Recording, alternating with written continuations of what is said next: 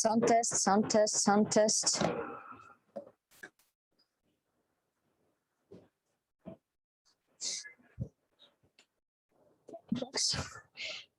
Just a moment. I'll just remove some people.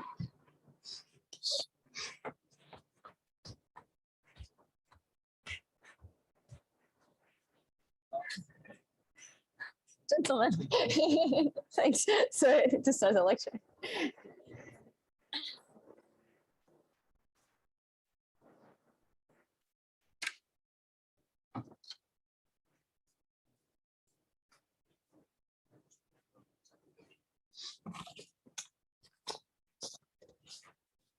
All right, welcome back.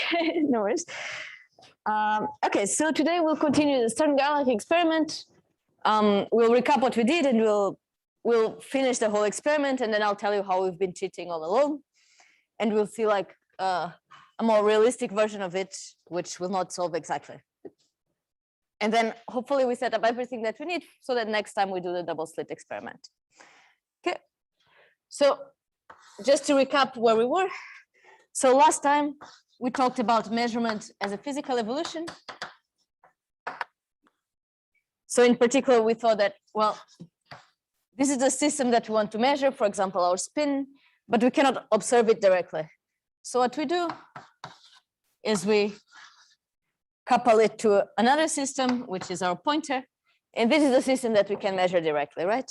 So in this case, this was like some internal degree of freedom of the particle, like the spin, and this was the position of the particle that we observed directly.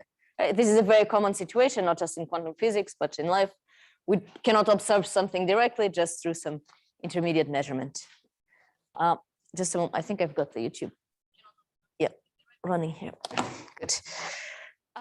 Okay. And then we looked at the case of some observable on S that we want to measure. I did the discrete case, but it also works for the continuous case. This is just the basis of the observable, and some of these eigenvalues can be degenerate, for example, if it is like a non-sharp projector. And then we saw, well, the interaction that we choose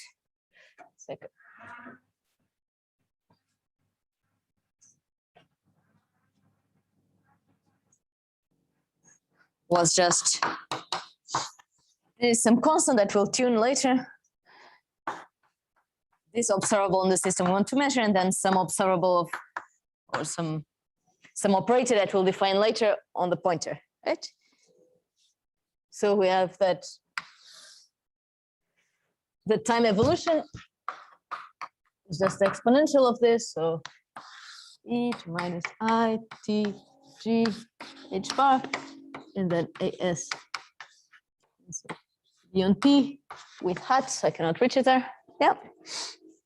And then we saw, well, what happens when we apply this to the initial state? And the initial state could be something like some unknown state on S, which we can always expand in the same basis of the observable, but this was unknown. And some initial state in the pointer, which we choose. So we prepare this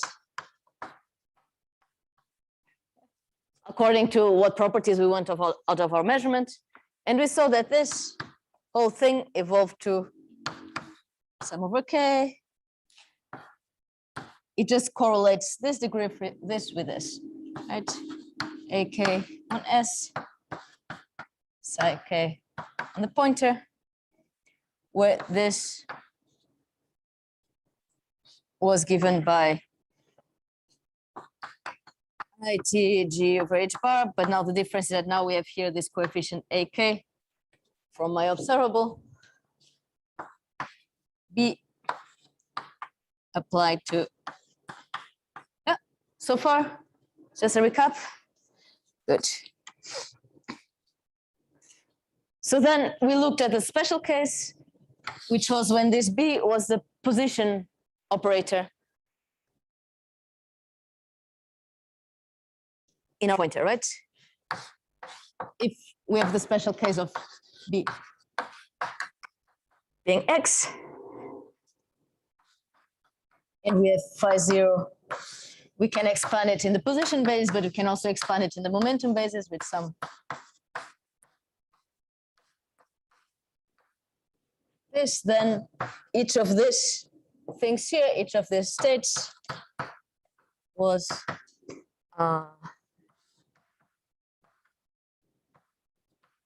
just have this t plus TGAK, I think.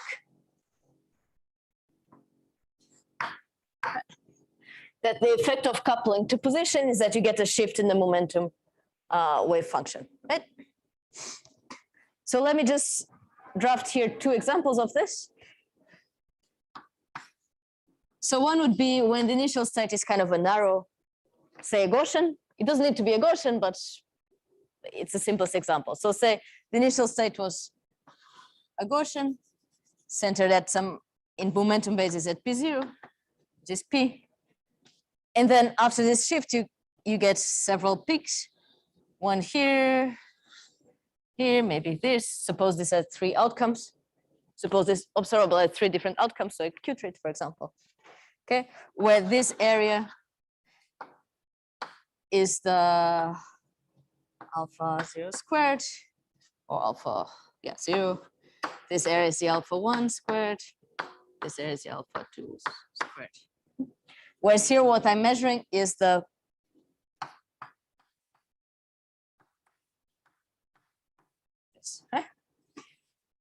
and this center here is shifted by that, so that's P minus TGA0, P minus TGA1, and so on. Right? If you get a plus here, then you get a minus there. Okay, so you get this shifts. This is one option. How do we make it happen? Well, we choose an initial pointer here that's kind of narrow in this basis, and we let it evolve for long enough that this time is very long, so that they really separate the peaks. So that if later I wanted to measure the pointer in momentum basis, we'll talk about this later, and I got this outcome here, then I'm pretty sure it corresponds to like this state there, to that contribution from the total wave function. So this is one option. This is what we call strong measurement. Another option would be if we chose our initial state to be very, very spread in momentum basis, and to choose this constants T and G very small, so that the state doesn't really spread out, doesn't really separate. So then you get one peak here, then another contribution there, another contribution there, for example. Okay? The total area from each thing is still alpha k square. But of course, that now we have to sum up these things. So in the end, you don't end up with this, but you end up with something like, right, where the yellow line is the sum of the other ones. So what happens in this case? Well, if now I measured my pointer in this basis, and I know that I'm here, you know, with some probability, it came from this contribution, from this bump here, but with some probability it came from the other bump, and I cannot really tell. Which means I need to make many more measurements in order to recover kind of these probabilities, if I get them at all. So you think like, then why would you do this, right? And the reason is that if I do this, then it disturbs the original state of the system less than if I do this. Okay? We don't have the tools yet to look at this, to do the full analysis of that, but it will show up in many places in experiments. And there's reasons why sometimes you might want to do a weak measurement instead of a strong one, but for now, we always do the strong ones. Okay? I think that in this case, the probability of finding it in this window is exactly the probability as if I'd measured S directly in that basis, right? Is the square root of this. But here, there is some correlation, but it's not one-to-one. So we'll look at this later.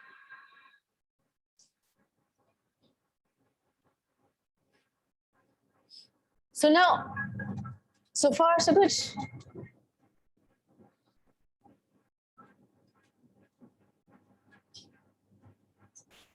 We evolved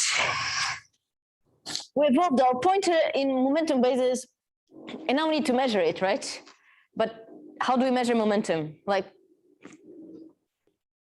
we talked about shooting things into a screen and seeing where, in the end, we measure the position of this thing. So think about how we measure the speed of any object. You let it run for a while, and then you see where it ends after some time t. Okay? So directly, what we'll measure is the position. It's not going to be the momentum, but of course, it's influenced by the momentum, right? So today we're going to do first a general case for letting now, after the interaction is over, we let the pointer evolve according to some Hamiltonian, then we measure some quantity. And then later we'll see what if this quantity is the position. Okay, so first let's simplify the setting a little bit, just to make our life easier. So this is a special case, but it doesn't say change anything very conceptual. It's easier to apply later, which is our observable only at 2 eigenvalues. Okay, so there's a typo in the lecture notes, by the way. Let's say there's 2 eigenvalues with opposite, same value, opposite sign. So for example, and that's the reason why I do this, the spin z is h bar over 2 0 minus h bar over 2, right? Or the z observable is the same with 0 0 minus 1 1. Okay? So this is just a simpler case to make our life easier later. And we have the same interaction Hamiltonian as before. So this b is still arbitrary so far. So now before the interaction, what we have, now we only have 2 coefficients, so I'll write them like this.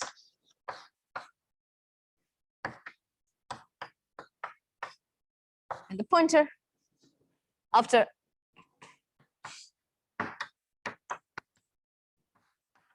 interaction, we have 0. And we have something different here. Enter. 1 in the system times YR. And the pointer. What are these? I mean, I call them psi left and psi right because this is what will be in the spin example. In general, it depends on what this operator P is. So this psi left on P is what we wrote exactly. T, G, A, H bar, BP applied to psi 0. And if I do the right one, then it's a plus sign there. Yeah. Right, so I just replace directly the eigenvalues there with these eigenvalues plus A and minus A. So for example, if B is the position, then we'll get that these wave functions are given by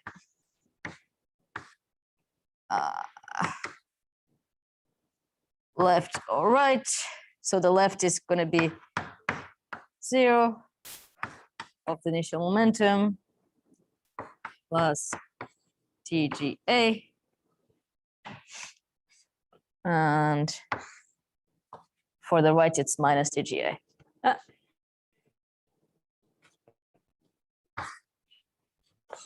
Okay, so all I did so far is to simplify this and to give different names to these different psi k's. I call it left and right. Huh? So now we turn off the interaction. So now all we have is the original Hamiltonian, which does nothing in the system that we measured. So our spin, for example, but it has something happening to the pointer. Okay.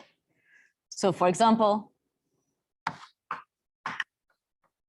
what we do in the Stern-Gerlach experiment is that this is p squared over 2 mu, right? And it acts only on x and y, not in a spin. And then let's see what happens after some time.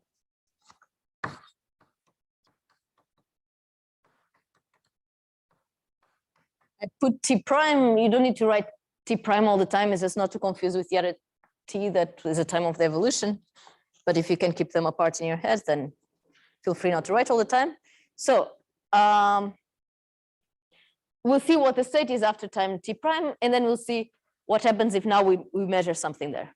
Yeah? So please interrupt me if there's some questions. Time t prime on S and P. Well, this is just the unitary applied to this, and what's the unitary? Time evolution of nothing happening on the system, and they have this H0 on P, right? And this is applied to this state.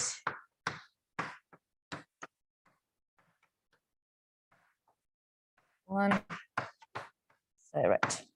Pointer, system, pointer.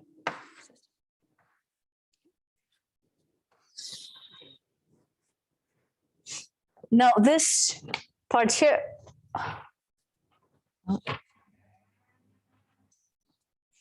this we did before, that this is the same as having the identity out of the exponential, and then we just need to have the exponential of what's inside. Right. We just have to have the exponential in the second system. So we have two terms. So I have alpha, nothing happened to 0, so we keep it there. And then this exponential happened to e minus I t prime h bar h0 L plus the other term. Minus H0 H bar. Right. Right. And we just call this, this is just taking this initial state and evolving it for time t prime. And this is taking the initial state of the right wave function and evolving it for time t prime. Okay.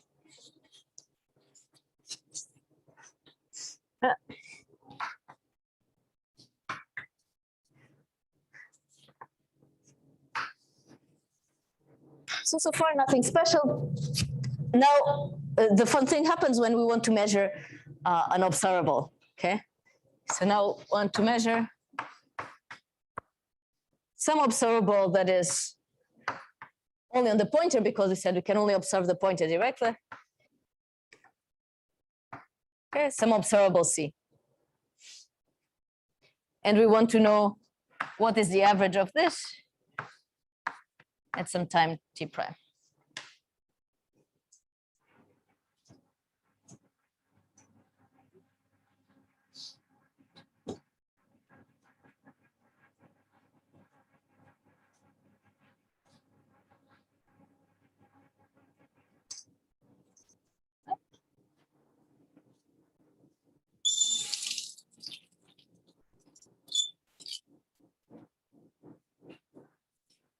Yeah.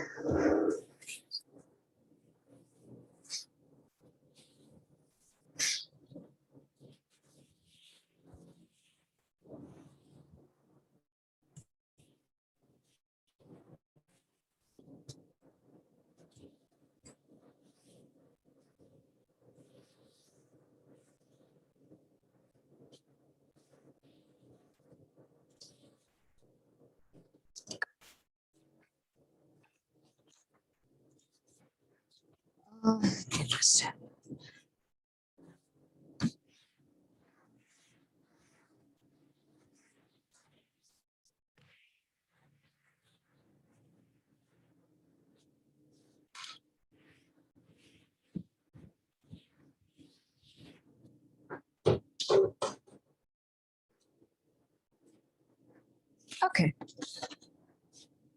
So we have C at time t prime. What is this? Well, this is just a definition, so it's the inner product of S tensor C P.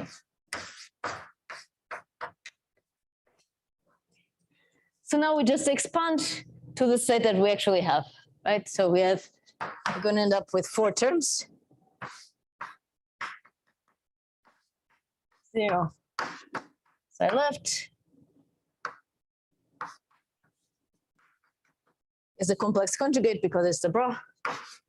1 side right. Identity times C. And now 0 side left. 1 side right.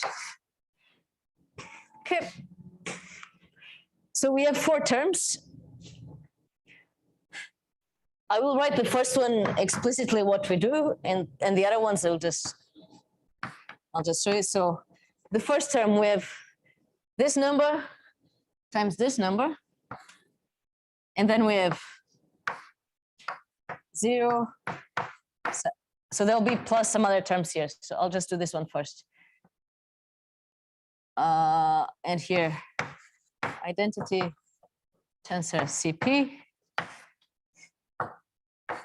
0. Right, okay. Plus the other term. So let's just look at how we do this one first. Tensor product. So things that act on the same system, they all go together. So we get, this is 0, identity 0, and now that's a number, times the other number, which is phi L CP. Sorry, for L, this is L. Right? So then you get, this is just 0, 0, and the rest we leave it as it is. Yep. Is it clear how this works? It's just how the tensor product works. Okay, so that's the first term. Let's just write all the others already in this final form. So we have alpha plus now this term here, beta, and then we have 0 and 1, which does not bode well.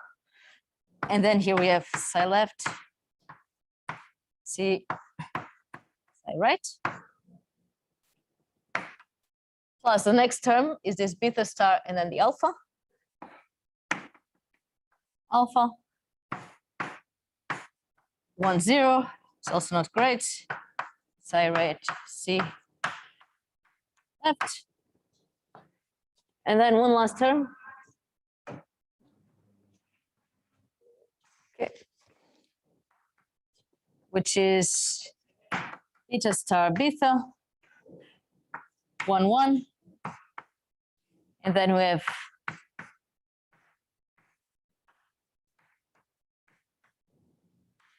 and this is all of them are psi left of T. Sorry. I left this behind, but these are all of T, and so on. All of them are of T, okay? I will fix this in the next line. What we need to know is that this thing is 0 and this thing is 0, right? So all these two cross terms are zeros. Ones where we have the side left on one side, side right on the other side is 0. And just keep this in mind because this is what will be different in a double slit experiment. Yeah. What are the type of, yes, go.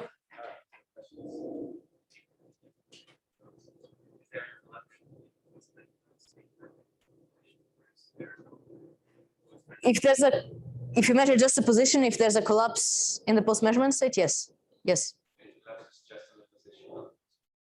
It collapses on everything. Like I think we did this at some point. It will collapse on everything, depending on. In fact, it will depend on whether it's a strong measurement or a post-measurement.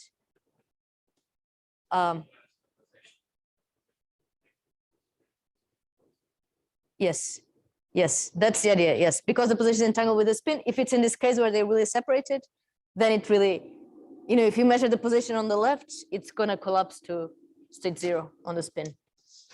But if the position is only a little bit entangled, then it's a bit more complicated. And we don't have all the tools yet to do the post-measurement state. This will come later. Yes? T star, yes, sorry, T thing, yeah. Yeah, in all of them is T thing, yes. So I think in the handwritten notes is okay. So let me just write here the surviving terms. So we have that C at time T prime. Well, alpha star alpha is just a modular square of alpha, and then we have psi left of T prime. C.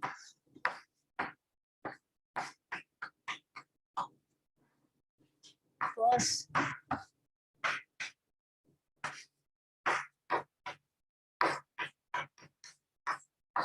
C P.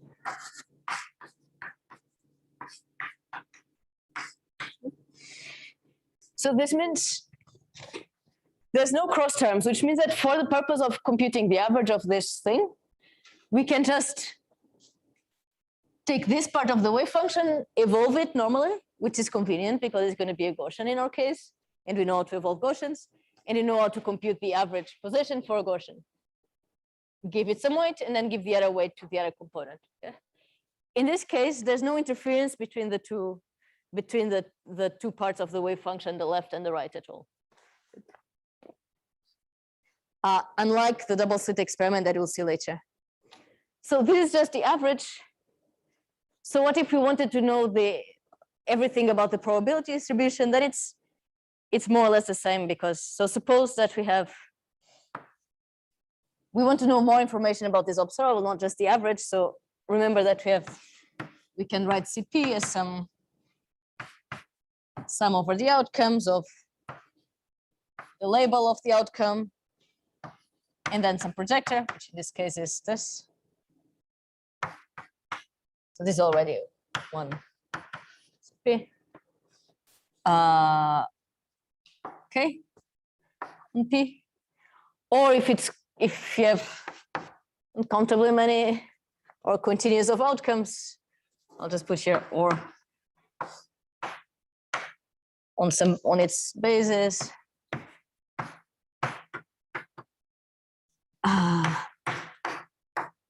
Right, on some basis, or on some region, yeah. So if it's this, and you remember one of the first things we did when we talked about measurements is to talk, okay, what's the probability of getting this pk for this state?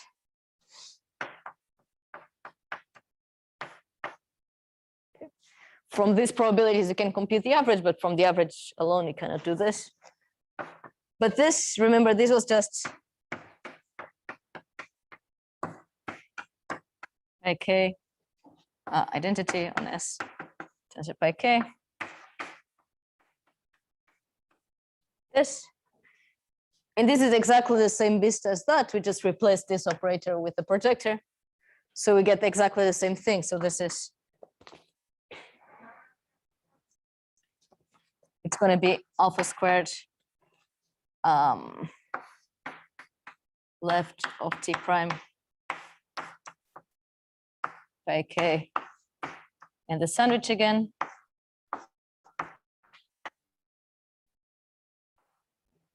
Plus beta squared. Sorry that it's a bit messy, but you can imagine what it is. T prime.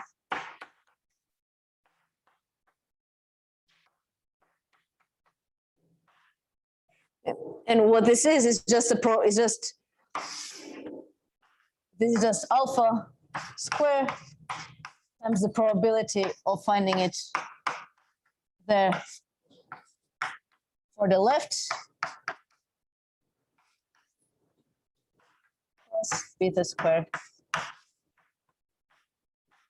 Probability of finding it there for the right. Again, this is going to be very different in the double slit case.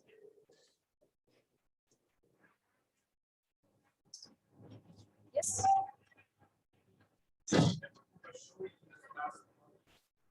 Sorry.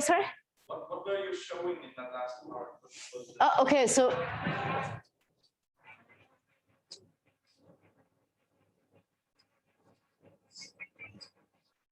what was the purpose of this? So, I mean, it could be that the average still behaves well, but if I looked at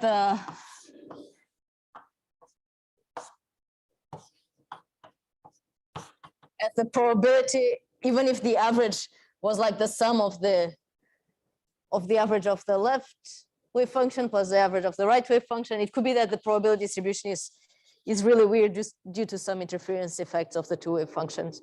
And what I'm showing is that it's really not, right? It's just take the first wave function, take the second wave function and sum it. Sum the probabilities already, okay? So you're summing already kind of as if you've done a measurement just with the left, a measurement just with the right, and then you take the average of the two with this coefficient. So later, when you look at the double slit experiment, you are going to get something very different because it's not the same. Yeah, we don't have the same. Does that answer the question?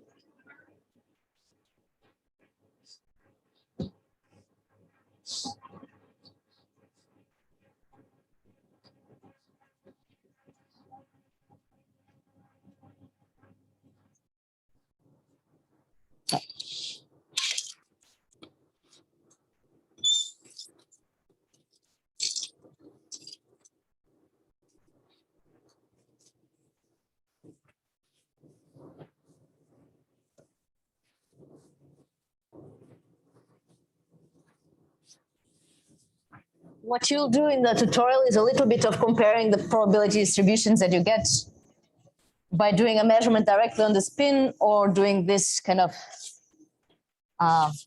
interaction and measuring the pointer. So you look at this in a bit more detail. Okay.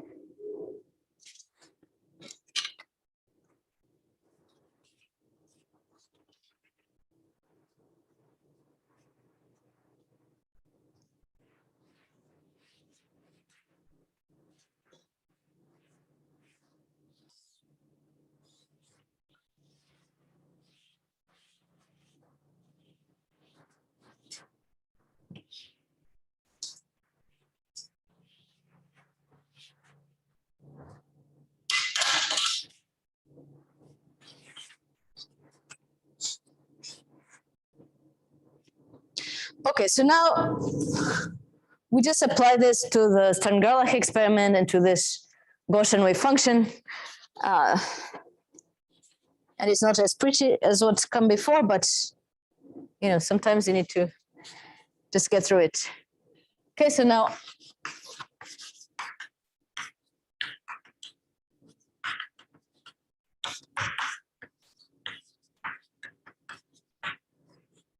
so remember, the setting was that at some point you'll have a screen, and before we have here some interaction region, and our little Gaussian comes here.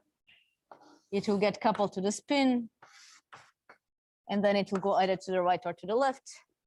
And I mean, of course, what we see in practice is that we shoot an electron and it ends here. Then we shoot the next one and it goes there.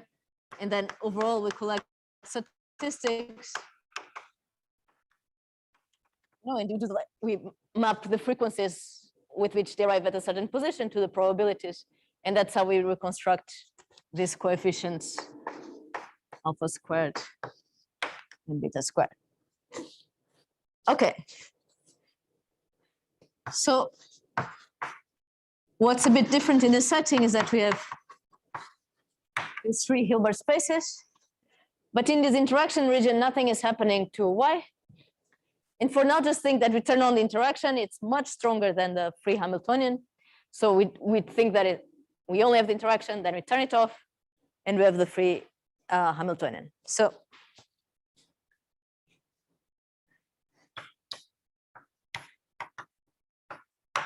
before the interaction, we have this 2D Gaussian and x and z, which I told you last time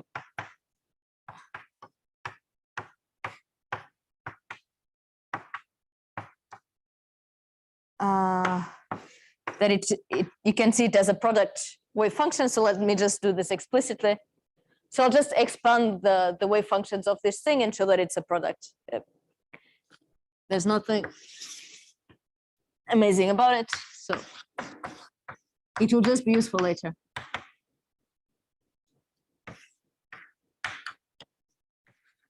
UI. And then we had this very big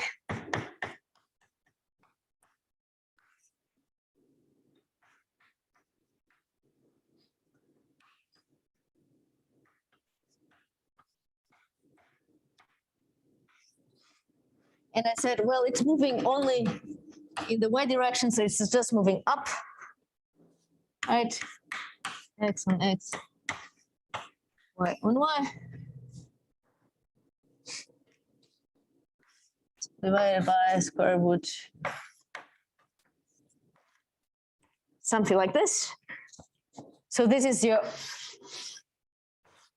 wave function of xy, which we're going to split into a product of wave function into x and the wave function on y.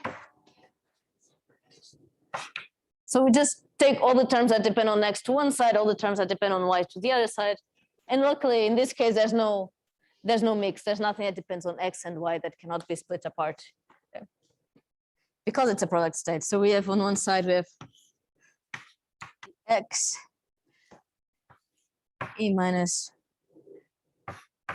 x minus x0 square for sigma squared x in the system x.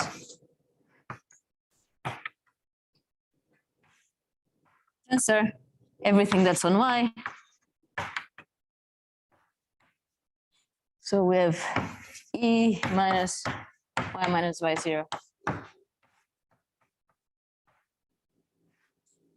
And now the other term, okay, y. And now we have this constant here, and we just split kind of half to each side. So if here's 4 square root of 2 pi sigma squared, and here we have the same.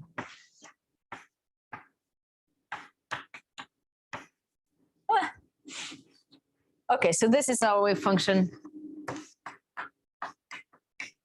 in x. This is our wave function on y, which I gave another name, ETH 0 of y, because we're going to leave it alone for now.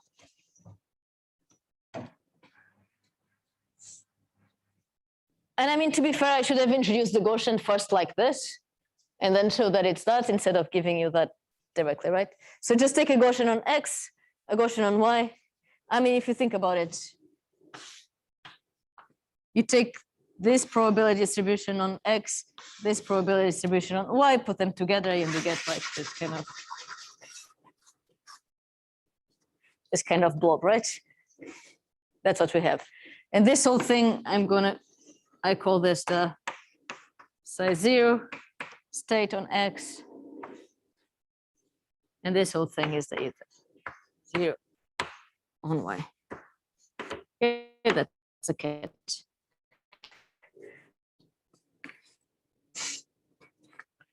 Good. So now we evolve this.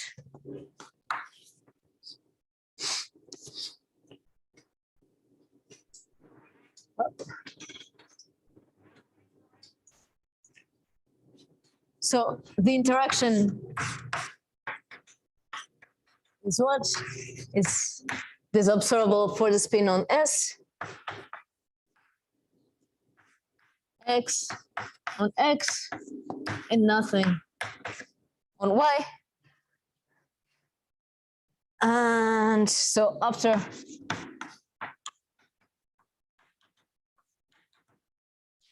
interaction, we have alpha 0,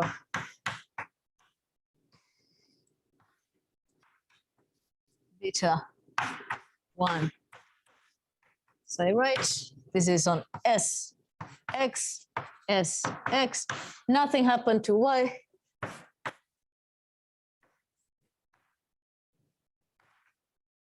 Right? Did I write the state before the interaction? I didn't, right? I did. Yeah. So we have this is the state on the X and Y, but the whole state is going to be alpha 0 plus beta 1 times this thing. X.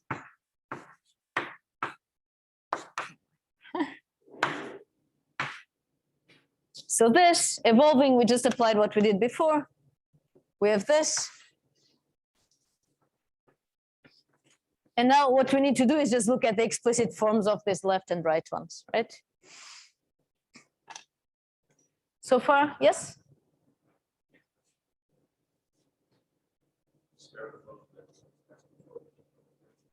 That's the calculation.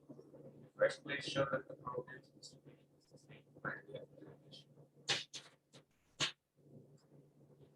You're asking if that calculation already shows that this is the same?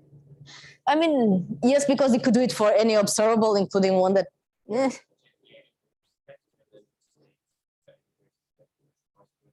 Yes, yes, yes, yes, yeah. Yeah, it does, yeah. He says that when you talk about the observable, you're weighing with eigenvalues and so on, and just to show that you can do it with anything, that any operator, including the projector. Okay, so.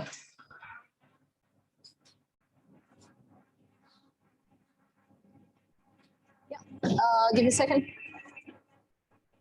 Will I regret changing the boards? Yes, tell me. Mine is 4 seconds.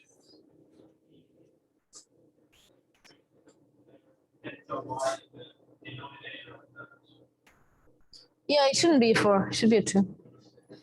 Yeah. Should be 2, yeah. No. I need to read this.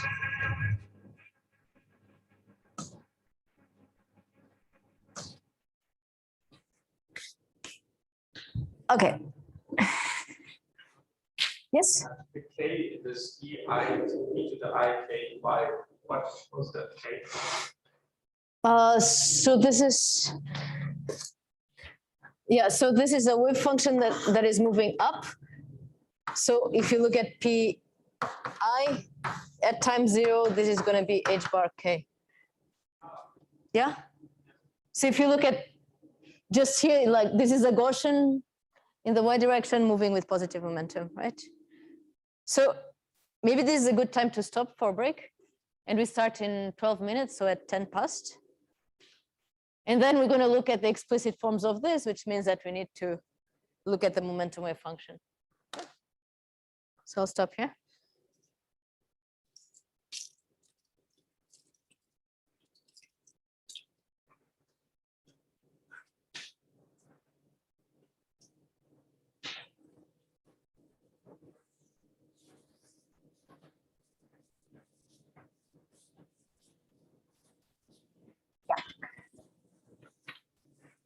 The two wave functions that we described here, we label only the Gaussian as eta of y. Would we also include the complex exponential in that?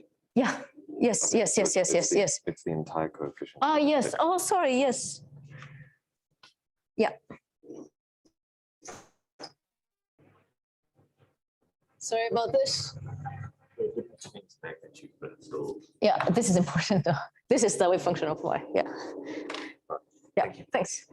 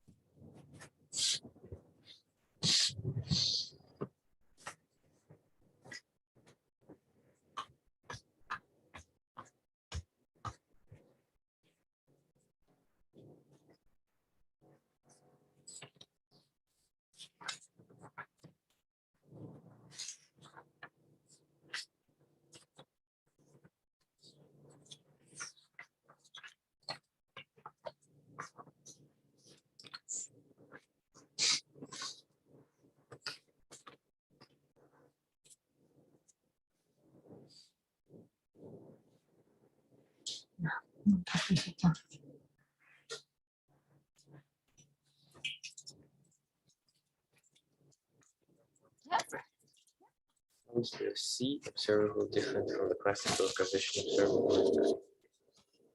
I mean, right now the C could be anything at this point. We've not, it could be any observable, like I didn't say, so for the computation we did before, it didn't matter that that the pointer was continuous and it didn't matter. Yeah, but if we draw these diagrams, they correspond to the. Yeah, if we draw the diagrams, then it corresponds to the position, yes. Yes, Yes, in yes. the diagram, it's the position. Yes, yes, it's good. Momentum by position basis. Yes, yeah. Okay. Yeah. Yeah.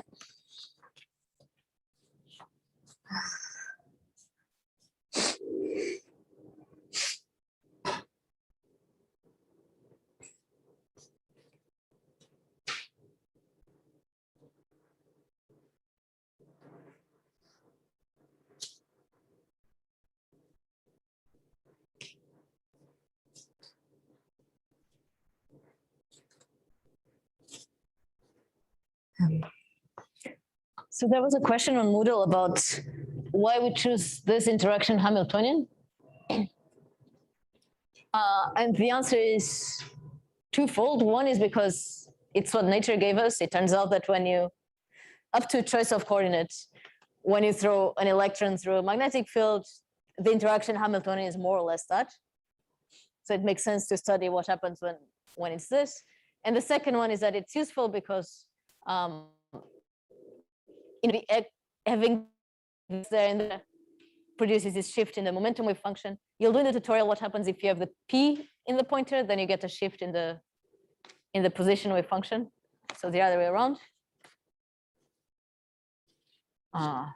Yeah, that's it, essentially. Okay, yeah.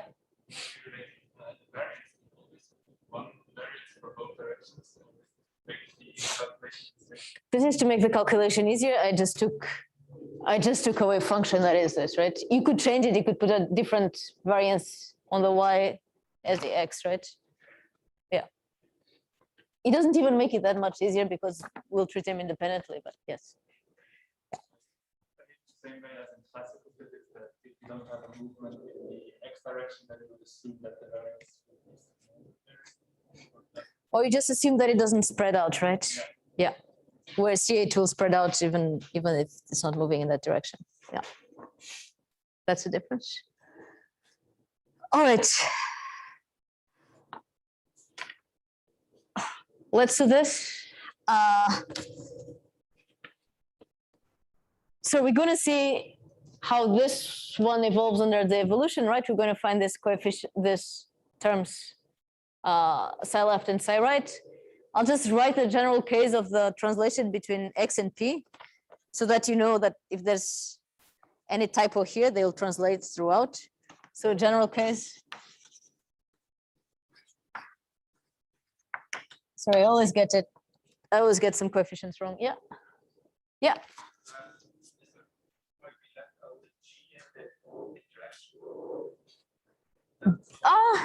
No, there's no reason. Come back.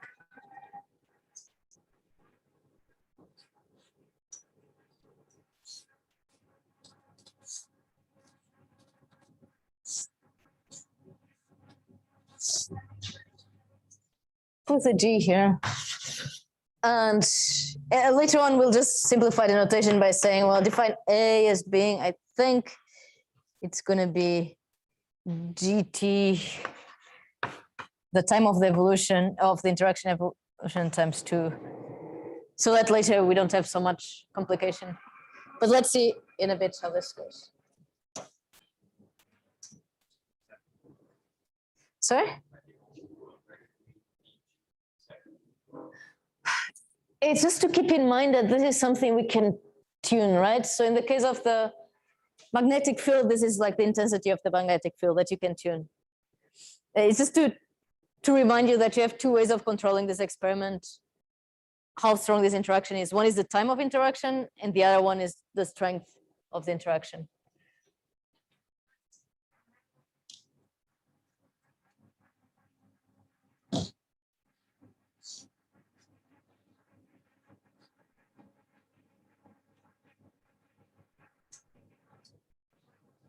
Oh.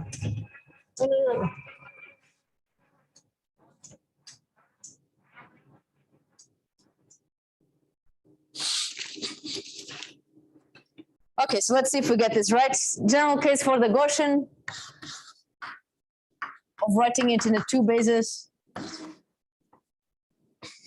So if I have f, the position wave function being 4 2 pi sigma squared. So x0 is the average of the position.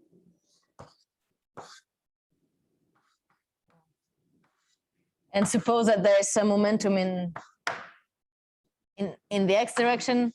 So this k is not going to be the same k as there, it's just in general. I can call it k prime. Then the momentum wave function up to typos is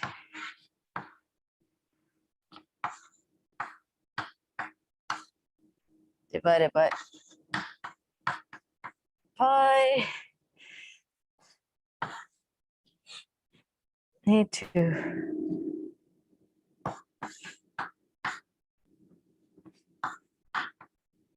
and now we have p minus h by k prime, which is why this k prime is the same as the initial average momentum squared e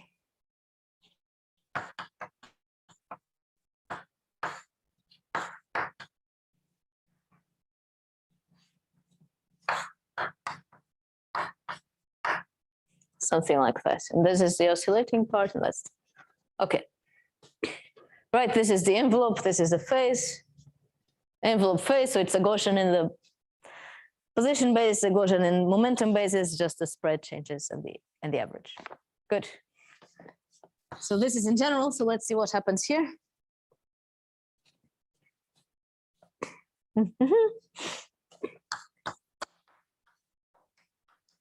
Of x is this thing, and let's just transform it to the momentum basis, and it's an easy case because this k prime is 0, right? It only has this term here, not that. So this part will be much simpler. So let's do it. So this is p. That's horrible number.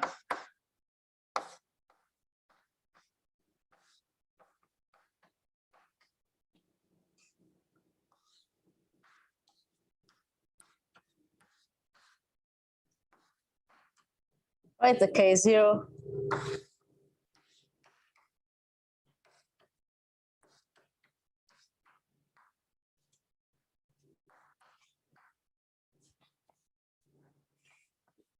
Right, so I just took that wave function and transformed it to momentum basis.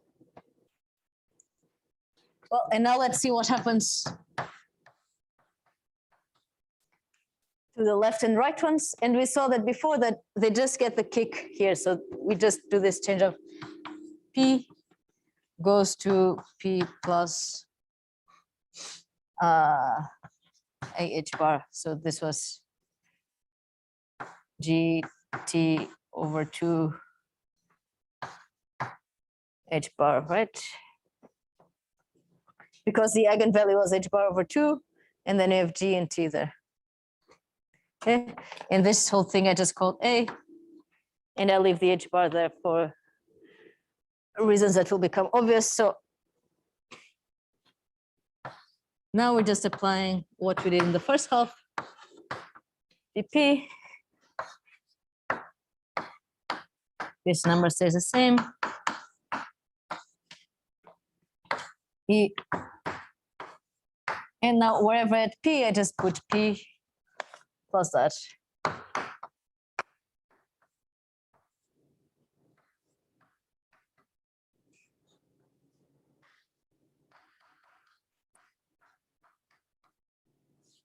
A.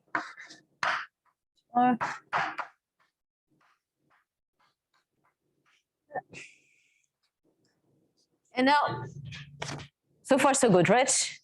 I just did this substitution, which we saw before is what happens in the interaction. because this is a term that corresponds to this eigenvalue, h bar over 2. But that's already, nicely for us, it's already the momentum wave function of a Gaussian with momentum k prime equals minus a, right? So this is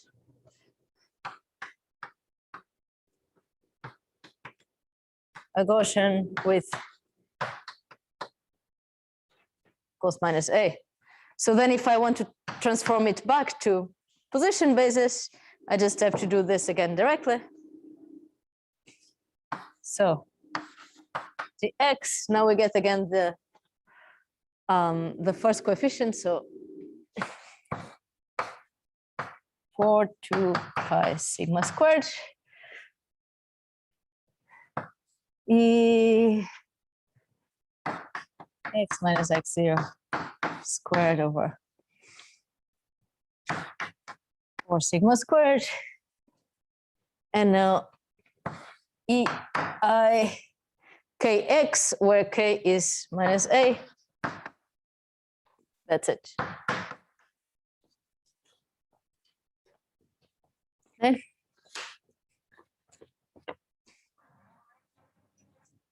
And this here is just our original wave function even, so I can even write the whole thing as the x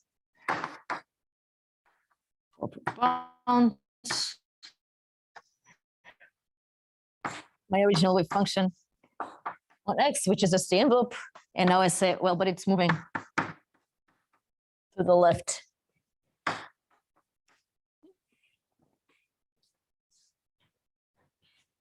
And if I do, the right one is going to be exactly the same, except with a minus sign here and a minus sign there, and therefore plus sign here, and a plus here. Yeah.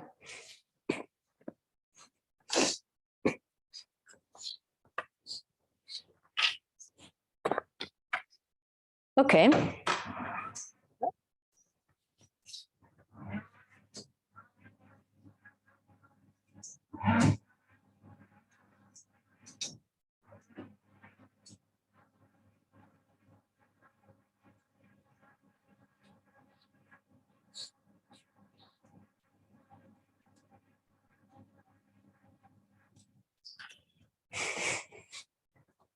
So now what we have is an explicit expression for this, right? We don't know alpha and beta, but we know what this is. We know what that is. It's just a Gaussian that's moving to the left, a Gaussian that's moving to the right, all multiplied by a Gaussian moving up. So then we really get this splitting into something that's coming here and something that's going there, right? And then we can compute how these observables evolve in time, because we did it before for the general case.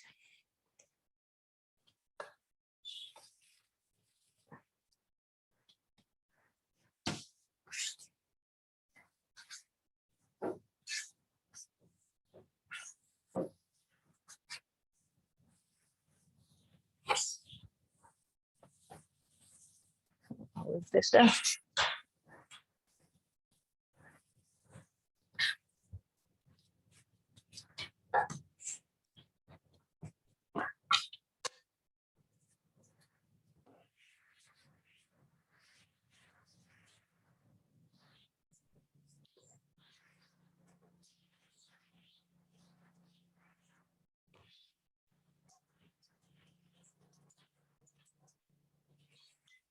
So now I just have normal normal free evolution. So my age now, so now I have h0, which is just the identity on the spin times p square on x and y. You move. And I know how to evolve all these things for a Gaussian. So let's see. At start, so before the free evolution, after the interaction,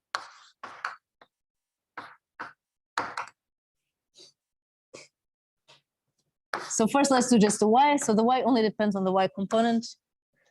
So this was the y0. Py was this k that you asked me about before. In this, you can compute them for just the y component of the wave function, but it's going to be the same for the whole state. Good.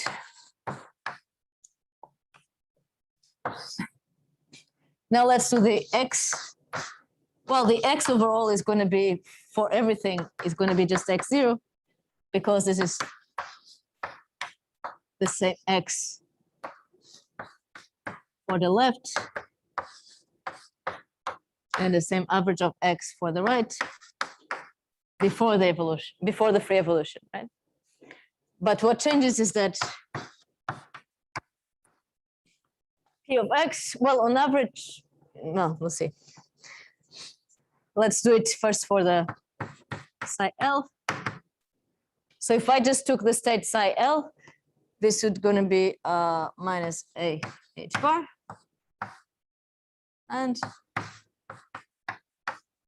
px for psi right, that is plus a h bar.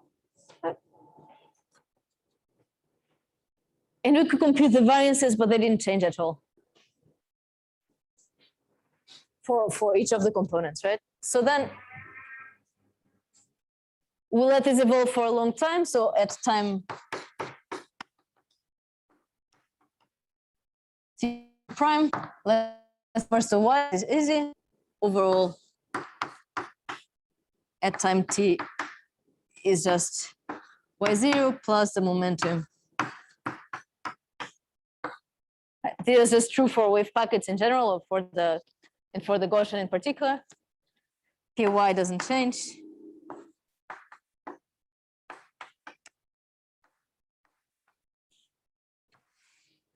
And now what's the overall x at times t? Well, this is alpha square x times t for the left wave function plus beta squared x at times t for the right wave function, right? And of course, we could compute the exact wave function because we know how to evolve Gaussians. It is in the tutorial, and we know how to sum them in two terms. But we can just use this rule directly, which is much easier. So we know how x evolves for a Gaussian. So this is x0 minus the momentum times the time, and the momentum is a h bar over mu time.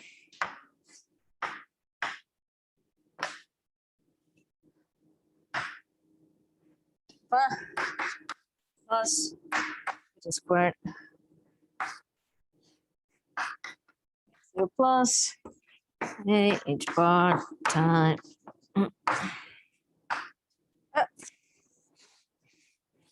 So that's it. So at the end of the day, after some time t, what you have is this kind of these two globes where the intensity of the chalk is the probability distribution. Right. So this is x, this is y, and the chalkiness is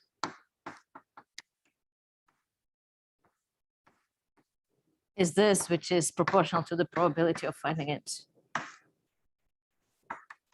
of finding the particle at position x and y, right? And yeah, maybe there is some overlap, and how much overlap there is, well, the distance between the two centers is the distance between these two averages. So this is 2a h bar t over mu. And then how much probability is left like in the middle, this depends on all these factors that we can control, right? On t, so the time of the interaction, the time of the free evolution, G, and also the initial distribution of this Gaussian, right? So that's what we get.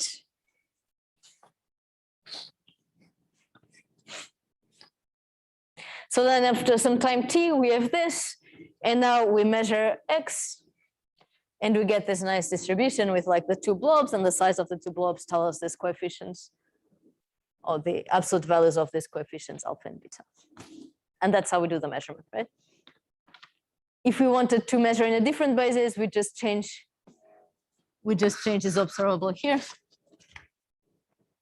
Yeah, that's it. But now,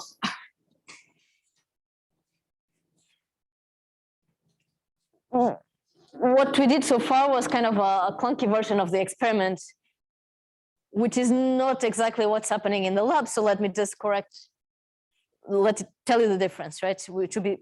It turns out to be too hard to do analytically like this, but it's easy. So one of the things is that we don't actually wait for a specific time t prime, and now we measure position and momentum, right? What we have is a screen at some position y prime, and we wait for some time, right? And the particle will either arrive here or arrive there, then we shoot another one, it arrives there or there. So we actually don't care that much about the exact time of arrival. There are other experiments that measure this, but this is not the point here. So we have some kind of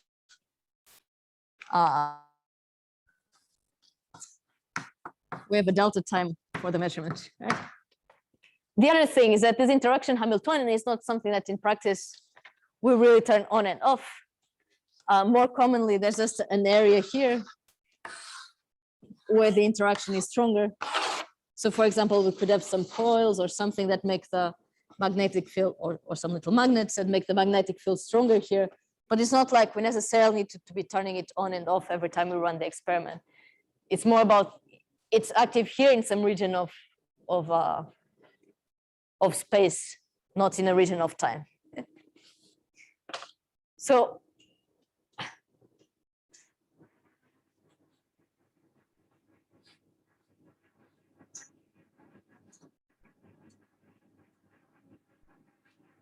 how do we adapt everything we did to kind of reflect this more physical situation?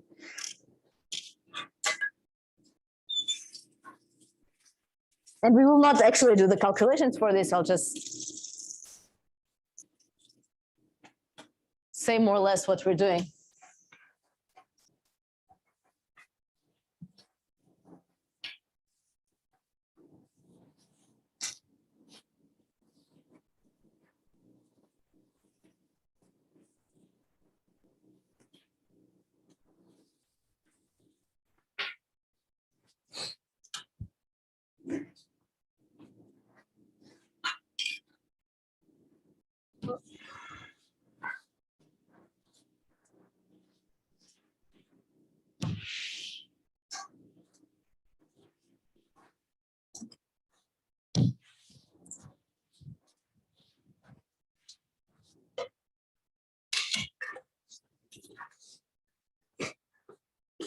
So what's happening physically is a bit closer to this. So the Hamiltonian is more, well, there's let me write it down here.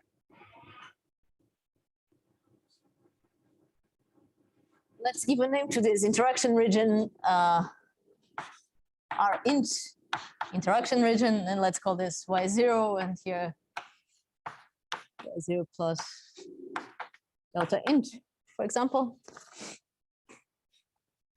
So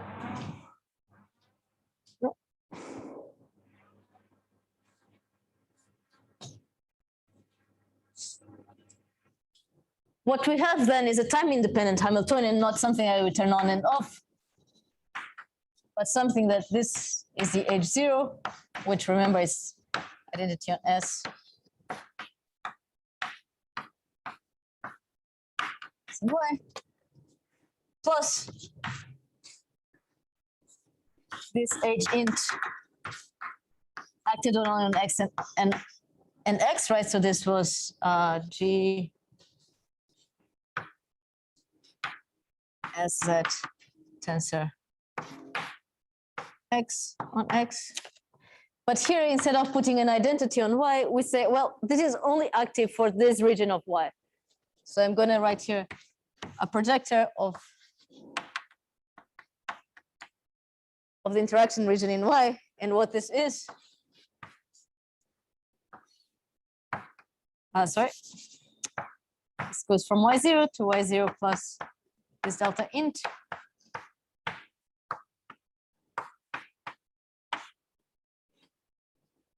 So think of it as just, if it was the discrete case, then this would be a big matrix with 0, 0, 0, 0, zeros. Oh, we are in this region, and now we're out of the region again. And what this tells us is, well, only apply this interaction Hamiltonian if the particle is in this notion in this region in Y, right? So this means that I have my little Gaussian wave function, which is traveling.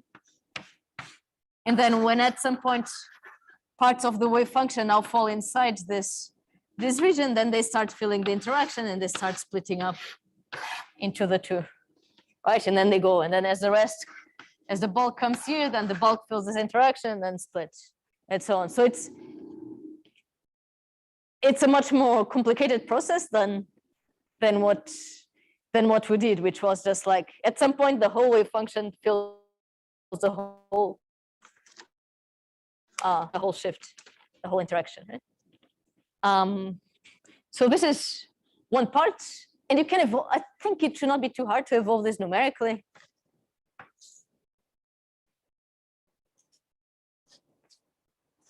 But to do it analytically, like why would we do this? And then what is the measurement that we do at the end? As I say, like we wait for some time, right? So what we do is more like, so we have the probability of seeing the particle at position X, so by X, for example, but during this time of the measurement, which could be even the whole experiment. You know, if it's a Gaussian, Gaussians don't exist in reality, right? These are all idealizations and approximations. But if it's a Gaussian, then it has like, in principle, an infinite tail. And it could even like, you could even by a small chance, like hit the screen right at the beginning of the experiment, right? Just because it has a tail everywhere. In practice, it's going to be something more cut. But so we're evolving for some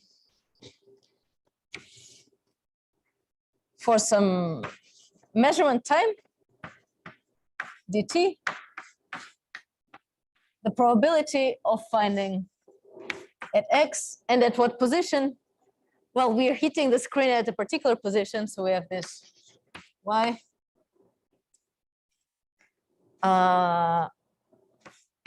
For the state at time t, right?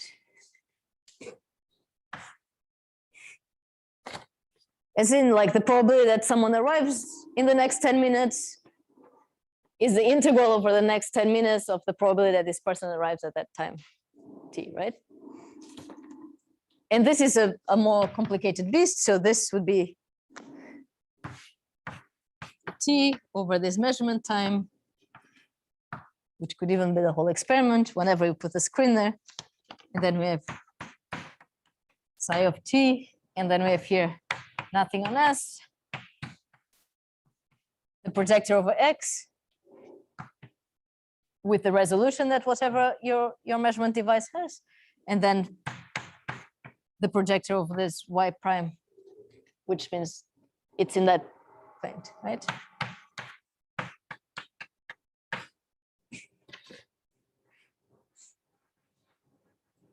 And then hopefully this thing here is approximately what we did before, right? This alpha 0 psi L of time. Oh, no. plus beta 1 psi right of time, all multiplied by time. So ideally it should be something like this, but in reality it's going to be much more complicated because it goes through this interaction that is always active, always there, not this thing that we neatly turned on and off, right? So again, you can compute this either analytically, if you're so inclined, or you can do it numerically. And the thing is that if this region is small enough, if the Gaussian is narrow enough when we start off, if you wait for long enough, then these probabilities are going to kind of match what we did before, right? So we did a very simplified, like step-by-step version of the experiment. In reality, it's a bit more complicated, but if you choose your parameters right, the results match up, which is why it's why we do it. It's why it's worth looking at the simple version. Okay. Are there questions about this part? I will.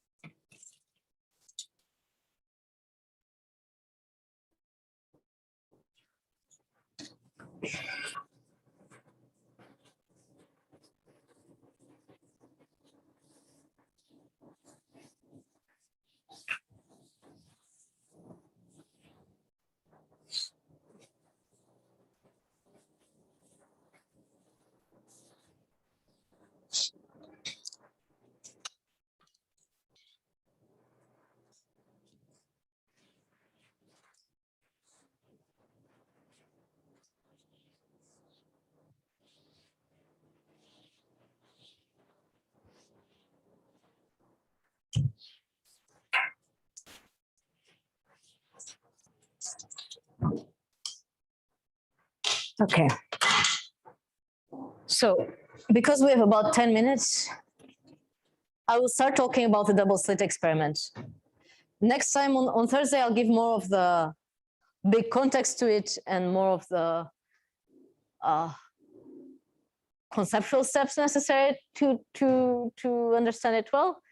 But today, because we still have this technical part kind of fresh, I want to just make a point for the technical part of the double slit experiment. So the key insight is that in some ways you have a similar evolution, but without having this interaction part. So this is just spoilers for next time.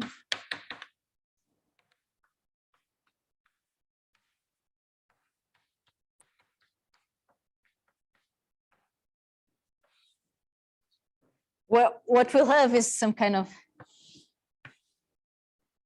what we'll solve, in fact, will be a simpler version of this. But we have a wave function, but then we block parts of it so that the only parts that go through is some alpha L and alpha R, which are kind of copies of each other with some phase difference. I'll explain all of this tomorrow. But just to understand what the key point here is that we'll have some psi at time 0, which is going to be like before.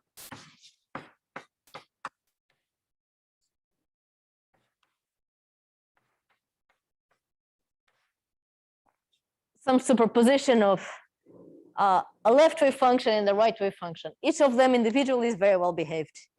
But the difference is that now it's not entangled with anything else, right? It's not entangled with the spin we measured, for example. And the thing with this is that if you do then the time evolution, then you're going to apply this unitary of the time evolution to the two sides of the wave function. So you end up like before.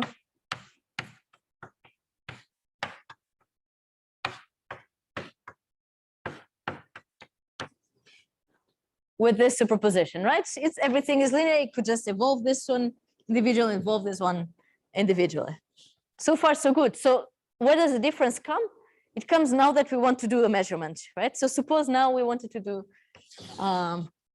measurement of some observable C. Okay. Then what is C? At some time t, well, we do exactly the same thing as before. So we're going to end up with all this. We have this, so we'll end up with these 4 terms. But the difference is that now they don't cancel out because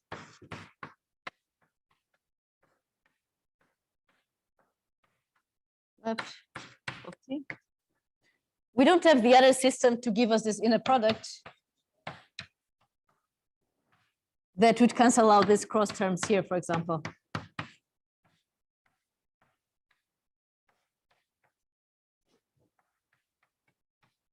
Right.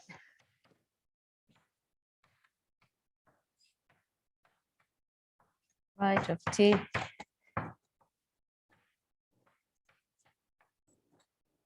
Left t.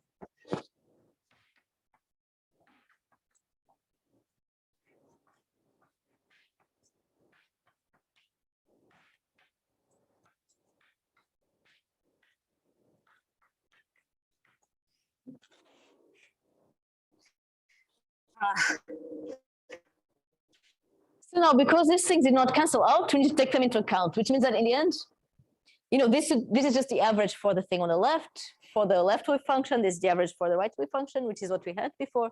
But now we have these 2 new terms. Yep. So let's look, for example, that it's the position. Okay. And instead of looking at the average, we're going to see what's the probability that it's in some, that it is in some region. Okay. So let's see. So let's say pi x plus minus delta, which is this.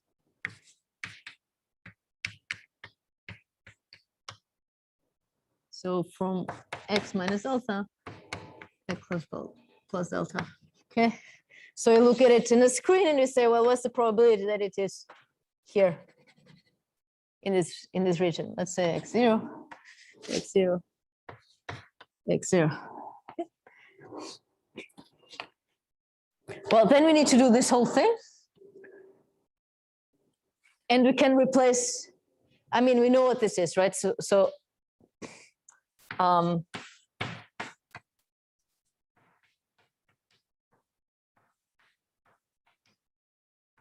this is going to be the integral from x minus 2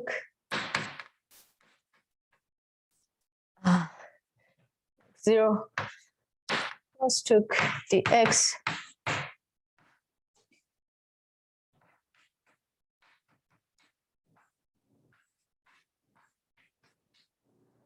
right. This is just the definition of that thing, right? Because you just put this in the middle, so you get tag x, tag, so you get these 2 wave functions, yes? Yeah. And now the problem is that these things now can cancel out or can do different things. So we have now that the probability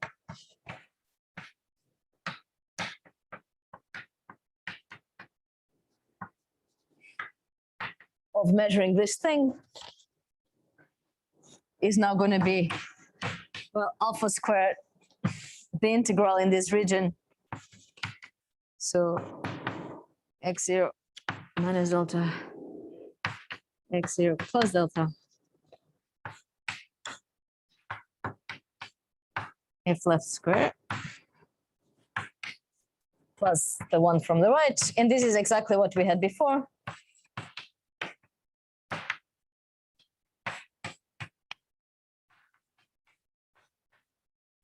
But now we also have these things.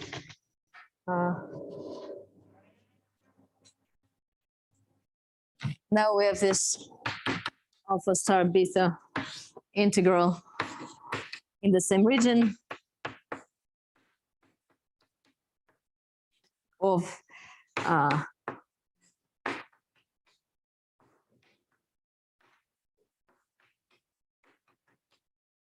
this plus the other way around.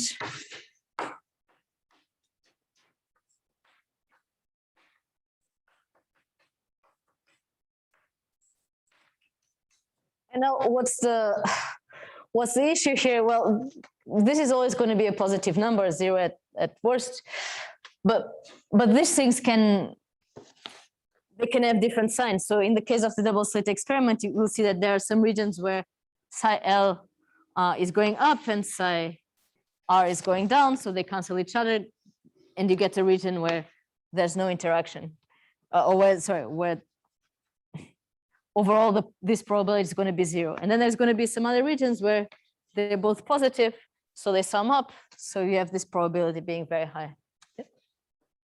So we'll see this. We'll see how to apply this in a real experiment. And then this thing that maybe you've heard about of, oh, but if I look, I'm shooting the electron, right, which has this nice wave function. If now I look at what slit it went through, I don't see this pattern, right? So the pattern will look something like this. We'll derive this. And then you see, oh, if I look where it went from, then you don't see this interaction pattern. Why is that? And the reason that, well, if you're looking, this means you're making a measurement here, right? So what you're doing is entangling the position degree of freedom with some measurement device that goes here into 0 or 1. And then we're back in the position of the first experiment that we did, that then you get here this 0 1s and this 1 0s and this 1 1s and the 0 0s. So these terms disappear, which means that these funny terms here disappear. So all this thing about interference disappears, and then you just end up with this blob there and this blob there. Okay. So technically, we can understand it as if I just have a superposition and it's not entangled with anything else, it's just like my precious pure state, then you can get this interaction between the two parts of the superposition. But if it is entangled with something else, then this interference will disappear, right? That's why when you look at it, people say, well, it acts more like a particle in the sense that you don't get any of this interference that you see in waves and like on the sea. Good, so that's the key insight, and next time we'll do it properly. Right, so thank you, have a good lunch, see you on Thursday. Cheers.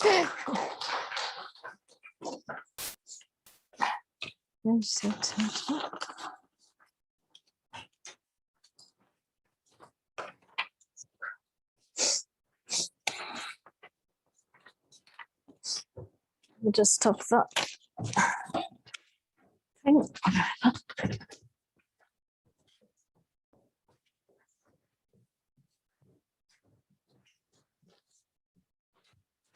Okay, if there's no more questions on Zoom, I'll stop the video.